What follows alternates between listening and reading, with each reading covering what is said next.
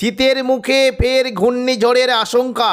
নভেম্বরের শেষেই বঙ্গোপসাগরে তৈরি হতে চলেছে একটি ভয়ঙ্কর ঘূর্ণিঝড়, যেটি শক্তি বাড়িয়ে ঘন্টায় 220 কিলোমিটার গতিতে উড়িষ্যা, পশ্চিমবঙ্গ, বাংলাদেশের উপকূলে আছড়ে পড়ার আশঙ্কা রয়েছে, যার ফলে কলকাতা সহ দক্ষিণবঙ্গের একাধিক জেলায় ভারী থেকে অতি ভারী বৃষ্টির আশঙ্কা রয়েছে।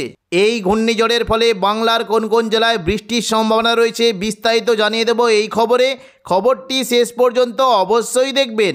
আর আপনি কোন জেলা থেকে আবহাওয়ার খবরটি দেখছেন সেই জেলাটি কমেন্ট করে অবশ্যই জানিয়ে দেবেন। আবহাওয়ায় বিরাট পরিবর্তন। এই মুহূর্তে দক্ষিণ পশ্চিম বঙ্গোপসাগর সংলগ্ন শ্রীলঙ্কার উপকূলের কাছে অবস্থান করেছে ঘূর্ণিঝড় দিতুয়া, যেটি আগামী 48 ঘন্টার মধ্যে আরও শক্তি বাড়িয়ে উত্তর উত্তর পূর্ব দিকে অগ্রসর হয়ে এটি অন্ধ্রপ্রদেশ ও তামিলনাড়ুর উপকূলের দিকে আছড়ে পড়ার আশঙ্কা রয়েছে।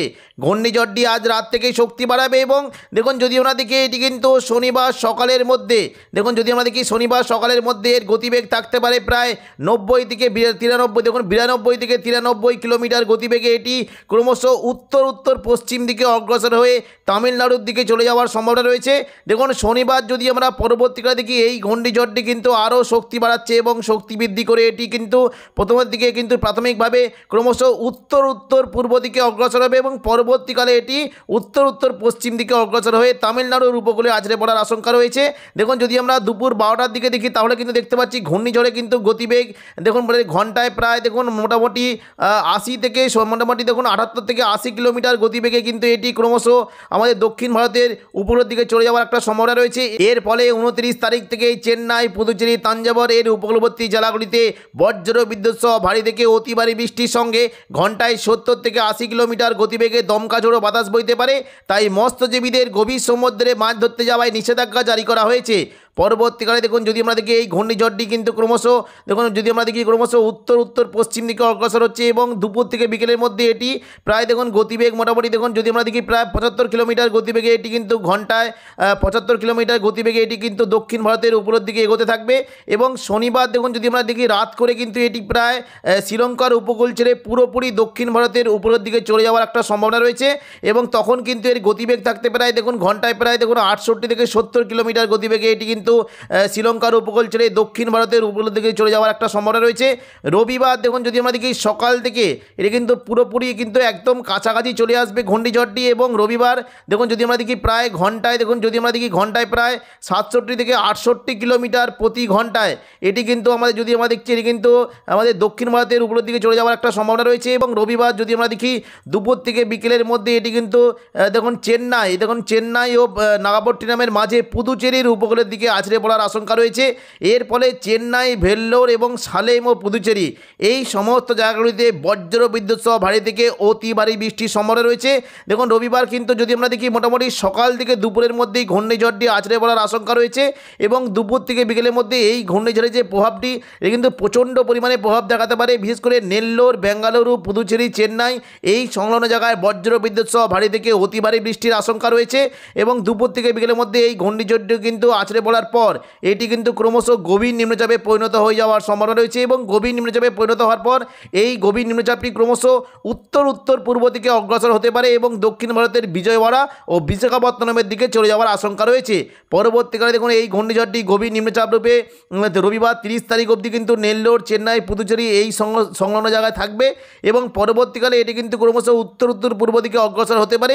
সোমবার দেখুন 1 ডিসেম্বর যদি আমরা দেখি বৃষ্টি কিন্তু সম্ভাবনা রয়েছে মূলত দক্ষিণ ভারতের নেল্লোর, চেন্নাই, পুদুচেরি, তাঞ্জাবর এই সমস্ত জায়গায় বজ্র বিদ্যুৎ সহ ভারী থেকে অতি ভারী বৃষ্টি হতে পারে এবং পাশাপাশি বৃষ্টি হতে পারে বিজয়ওয়াড়া ও বিশাখাপত্তনম এই সমস্ত জায়গাতেও তো বৃষ্টির একটা বেশ ভালো সম্ভাবনা রয়েছে।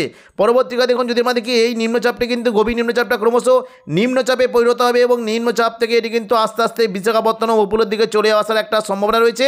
এই গভীর নিম্নচাপ থেকে নিম্নচাপ রূপে অবস্থান করার পর যদি এটি একটু বাঁক নিয়ে ক্রমশ উত্তর উত্তর পূর্ব দিকে অগ্রসর হয় তাহলে কিন্তু এই নিম্নচাপটি ভুবনেশ্বরের দিকে চলে যাওয়ার সম্ভাবনা রয়েছে। এর ফলে শুধুমাত্র উড়িষ্যার উপকূল এবং এর পাশাপাশি দক্ষিণবঙ্গের যে পশ্চিম দিকের ও উপকূলের জেলাগুলিতে বজ্র বিদ্যুৎ সহ হালকা থেকে মাঝারি বৃষ্টির সম্ভাবনা রয়েছে। পরবর্তীকালে দেখুন যদি আমরা দেখি 1 ডিসেম্বর 1 তারিখ দেখুন দুপুর থেকে বিকেলের মধ্যে এই নিম্নচাপের প্রভাবটা কিন্তু কিছুটা বিশাখাপত্তনমের দিকে থাকার সম্ভাবনা রয়েছে। এর ফলে দেখুন যদি আমরা দেখি বিশাখাপত্তনম, বিজয়ওয়াড়া এই সমস্ত জায়গায় বজ্র বিদ্যুৎ সহ ভারী থেকে অতি ভারী বৃষ্টি হতে পারে এবং দেখুন সন্ধ্যের দিকে কিন্তু এই নিম্নচাপটা কিন্তু আস্তে আস্তে কমে যাওয়ার একটা সম্ভাবনা রয়েছে। মোটামুটি কিন্তু ইফেক্টটা কিন্তু বিশাখাপত্তনম থেকে শুরু করে একদম যদি আমরা দেখি শ্রীলঙ্কার উপকূলবর্তী প্রচণ্ড পরিমাণে বৃষ্টির সম্ভাবনা রয়েছে আগামী 2 থেকে 3 দিন। এবং দেখুন যদি আমরা দেখি দেখুন মঙ্গলবার 2 তারিখ, দেখুন মঙ্গলবার 2 ডিসেম্বর কিন্তু এই নিম্নচাপ ক্ষেত্রটি ক্রমশ বিশাখাপত্তনমের দিকে থাকবে এবং এর এই যে সিস্টেম, এই যে ঘূর্ণিঝড়, এর ফলে আগামী 2 তারিখ অবধি দক্ষিণবঙ্গে কিন্তু কিছুটা গরম হয়ে যাওয়ার সম্ভাবনা রয়েছে, অর্থাৎ তাপমাত্রায় কিছুটা গরম অনুভূতি হতে পারে।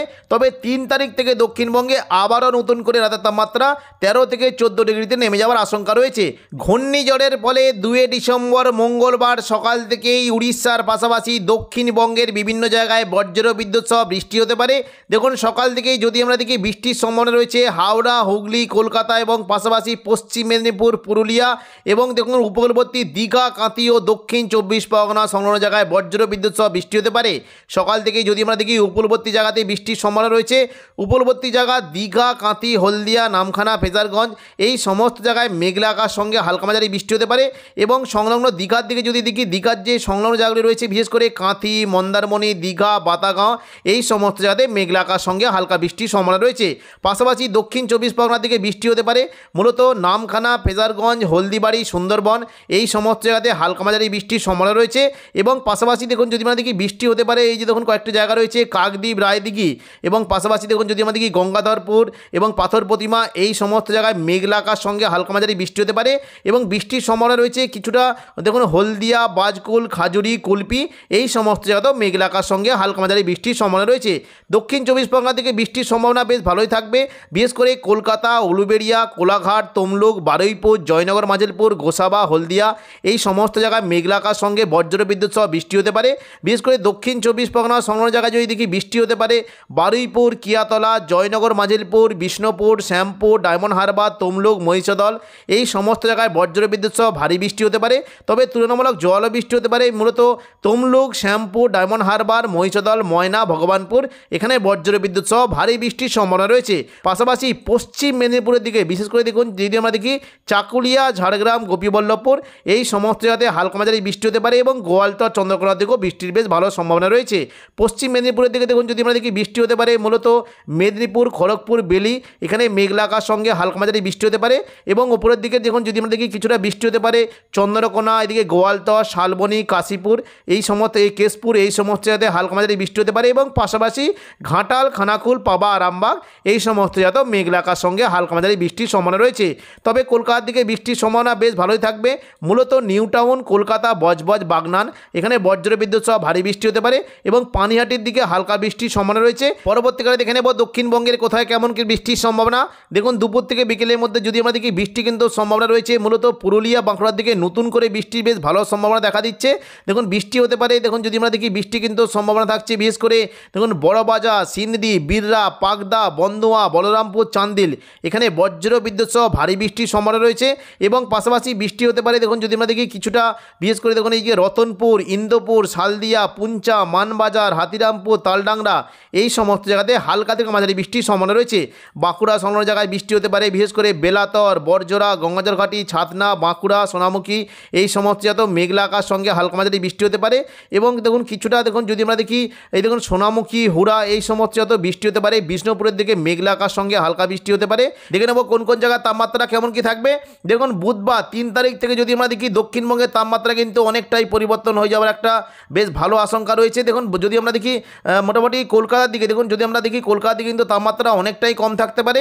মূলত দেখুন বুধবার 3 তারিখ কলকাতার দিকে তাপমাত্রা 19 ডিগ্রিতে নেমে যাওয়ার আশঙ্কা রয়েছে। পুরুলিয়া, বাঁকুড়া এই সমস্ত জায়গায় তাপমাত্রা 14 ডিগ্রিতে নেমে যাওয়ার আশঙ্কা রয়েছে। বর্ধমান, নদিয়া, শান্তিপুর, আরামবাগ, চন্দননগর, কোলাঘাট, চাকুলিয়া এখানে 14 থেকে 15 ডিগ্রি সেলসিয়াস পর্যন্ত যেতে পারে। বৃহস্পতিবার তাপমাত্রা আরেকটু কমতে পারে। দেখুন যদি আমরা দেখি মোটামুটি রাতের তাপমাত্রা কলকাতার দিকে 16 ডিগ্রিতে নেমে যাওয়ার আশঙ্কা রয়েছে। শান্তিপুর, বর্ধমান, আরামবাগ, বাঁকুড়া, পুরুলিয়া এবং পশ্চিম মেদিনীপুর এই সমস্ত জায়গায় রাতের তাপমাত্রা 14 ডিগ্রিতে নেমে যাওয়ার আশঙ্কা রয়েছে।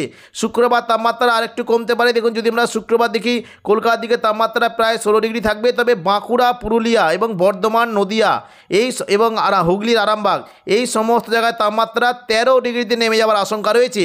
পূর্ব মেদিনীপুরেও 13 ডিগ্রি হতে পারে এবং পশ্চিম মেদিনীপুর, চন্দননগর এখানে 14 ডিগ্রি ডিগ্রির আশেপাশে থাকার একটা সম্ভাবনা রয়েছে। শনিবার দেখুন যদি আমরা দেখি শনিবার তাপমাত্রা কিন্তু কলকাতার দিকে 14 ডিগ্রি পর্যন্ত নামতে পারে এবং নদিয়া, বর্ধমান, বাঁকুড়া, পুরুলিয়া এখানে তাপমাত্রা 11 ডিগ্রিতে নেমে যাওয়ার আশঙ্কা রয়েছে। আরামবাগ, চন্দননগর এবং পূর্ব মেদিনীপুর, পশ্চিম মেদিনীপুর এখানে রাতের তাপমাত্রা 12 ডিগ্রিতে নেমে যাওয়ার আশঙ্কা রয়েছে। এবং রবিবার 7 তারিখ দেখুন যদি আমরা দেখি তাপমাত্রা কিন্তু অনেকটাই কম থাকবে, অর্থাৎ তাপমাত্রা কিন্তু হু করে কমতে শুরু করেছে। মূলত কলকাতা দিকে দেখুন যদি আমরা দেখি তাপমাত্রা কিন্তু প্রায় 14 ডিগ্রিতে নেমে যেতে পারে।